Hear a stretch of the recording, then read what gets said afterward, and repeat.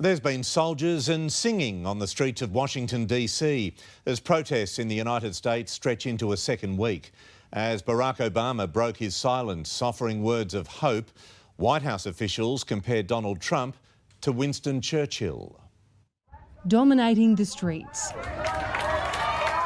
Combat vehicles, military police and officers of the National Guard, making it clear all roads to the White House were off limits. We need healing, but we also need strength and we need toughness and we need law and order. We need it all, but we do need healing. Protesters returned regardless. We are not going anywhere. As news of further charges over George Floyd's death filtered through. It feels like we're getting some sort of justice. They should have been charged for murder because that's what it was. It was straight up and down murder. With hundreds of troops deployed and President Trump threatening to use them, his defence secretary broke ranks. The option to use active duty forces in a law enforcement role should only be used as a matter of last resort and only in the most urgent and dire of situations. We are not in one of those situations now. I do not support invoking the Insurrection Act. The president has the sole authority to invoke the Insurrection Act.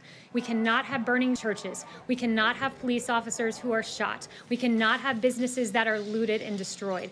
Comparing the president's photo opportunity on Monday night to powerful leaders throughout history. Like Churchill, we saw him inspecting the bombing damage. It sent a powerful message of leadership to the British people, and George W. Bush throwing out the ceremonial first pitch after 9/11. With the president at odds with the Pentagon over how to use the US military, today Donald Trump's former defense secretary launched a scathing attack on the commander-in-chief, describing him as a threat to the Constitution, accusing him of turning Americans against one another.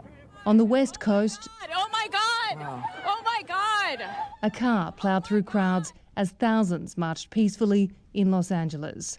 On the East Coast, healthcare workers cheered on demonstrators in New York. But in Indiana, silence as heavily armed locals watched on.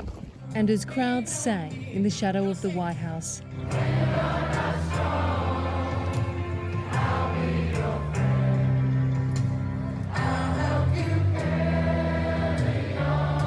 a former resident broke his silence. There is a change in mindset that's taking place, a greater recognition that we can do better. In Washington, D.C., Amelia Adams, 9 News.